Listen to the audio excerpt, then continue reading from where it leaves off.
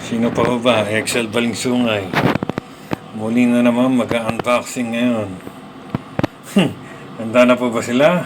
Para makita tong espesyal. At least for me, this is a special order. So stand by, okay? Huwag na natin patagalin. Okay, kasalukuyan na po natin buksan ang order na to. Maraming salamat sa inyo, sir, sa pag-iingat.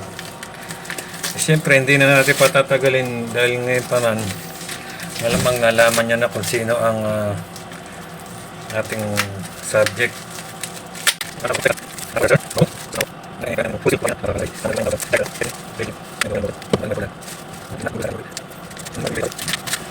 Uy, unti-unti nang nagpapakita ang ating talim. Wow! The useful feeling, as always. This time, it's a 20 centimeter by Mauro. Oh, Mauro.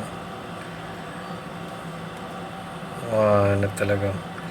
Pocket size. Balisong. I hope you all guys are watching this.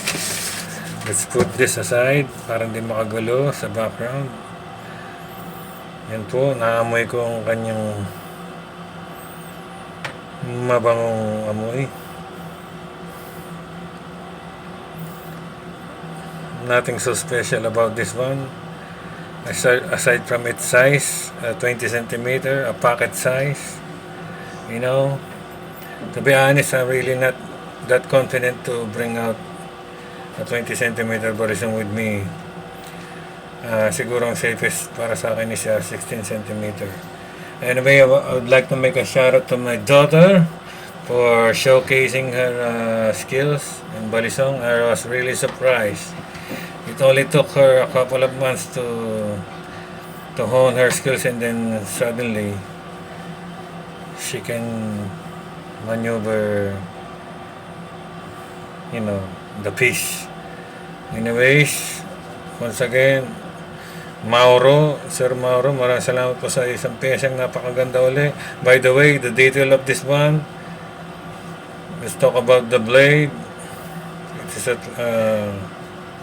It is made of amulye steel with a unique type of grooving from the nape or the spine all the way from the top to the bottom. Itong style na to parang may butas para siguro putulin yung sinulid, at saka hindi basta-basta yung ano niya, yung tongue design niya. Kumbaga may grooving siya. Yung bolsters niya, may napanood ako siyang vlogger, member ng Balisong Pilipinas. Ang ganda ng explanation niya kung bakit pinipili nila is tanso, kasi para hindi agad masira hindi agad lumuwag pag nilalaro. Yung typical horsebone na smooth, ang ganda. Kasi yung jagged style, diba? Tapos ang ganda naman talaga ng pagkakagawa sa latch. Maraming salamat po. At saka ito, pampinali ho, pag sinabing Mauro, ito na nga ho, yung kanyang tatak, nilagay niya na Mauro. Diba? Yun. So that's it for today. I'd like to send a shout out to Kultura ng Patalim at Kusina at Patalim. What's up to Fran,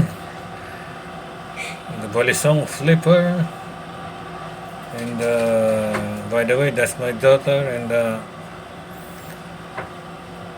watch out for new vlogs in the future. Yeah, thank you po. Mabuhay po tayong lahat. Peace be with you.